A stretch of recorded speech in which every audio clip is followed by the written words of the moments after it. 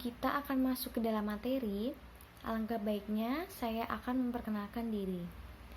Oke, nama saya Erika Astuti, NIM 181134008. Saya dari Prodi Pendidikan Guru Sekolah Dasar dari Universitas Sanata Dharma. Oke, mari kita akan lanjut ke dalam materi.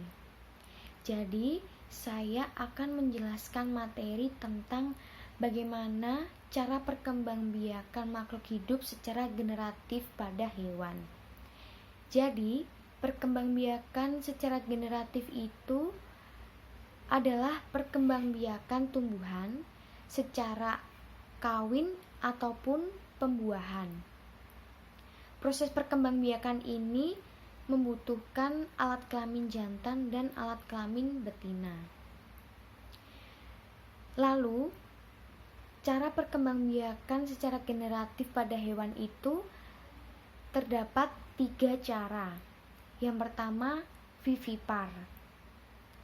Vivipar adalah salah satu perkembangbiakan hewan dengan cara melahirkan. Cara perkembangbiakan hewan ini pada umumnya terjadi pada mamalia atau hewan menyusui.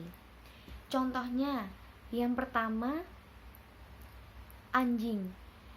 Anjing adalah jenis hewan mamalia yang mengalami domestikasi atau yang dimaksud dengan hewan dalam penjinakan. Jadi, anjing itu dapat berkembang biak menjadi berbagai macam jenis. Yang kedua, ada kucing. Kucing ini adalah salah satu hewan pemakan daging. Meskipun kucing termasuk hewan karnivora, kucing tidak berbahaya bagi manusia. Tetapi kucing malah disukai dan dipelihara oleh manusia. Kemudian yang ketiga, ada sapi. Sapi adalah salah satu hewan yang diternak oleh manusia dan memiliki banyak manfaat bagi manusia. Selain daging dan susunya bisa dikonsumsi, tenaga sapi juga bisa dimanfaatkan untuk membajak sawah. Kemudian kita akan lanjut ke contoh perkembangbiakan hewan yang kedua, yaitu ovipar. Ovipar adalah salah satu cara perkembangbiakan hewan dengan cara bertelur.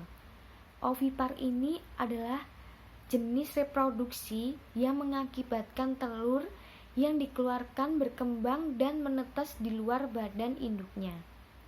Contohnya, yang pertama ada ayam. Ayam adalah salah satu hewan yang merupakan hewan unggas yang berada di sekitar lingkungan kita. Ayam ini biasanya dimanfaatkan sebagai hewan ternak untuk diambil daging dan telurnya. Contoh yang kedua ada burung. Burung adalah hewan yang termasuk dalam keluarga unggas. Burung juga memiliki tulang belakang dan hewan yang memiliki sayap untuk terbang. Contoh yang ketiga ada bebek. Bebek dikenal sebagai burung yang memiliki ukuran lebih kecil daripada angsa. Dan hewan ini dapat ditemukan pada perairan air tawar maupun air laut. Cara perkembangbiakan yang terakhir pada hewan yaitu ovovivipar. Ovovivipar ini adalah salah satu cara perkembangbiakan hewan dengan cara bertelur dan beranak. Jadi embrionya itu berkembang di dalam telur dan telurnya tetap berada di dalam tubuh induknya sampai telur menetas. Contohnya, yang pertama ada ikan hiu. Ikan ini memiliki tulang rawan yang lengkap dan hewan ini bernafas dengan 5 liang insan.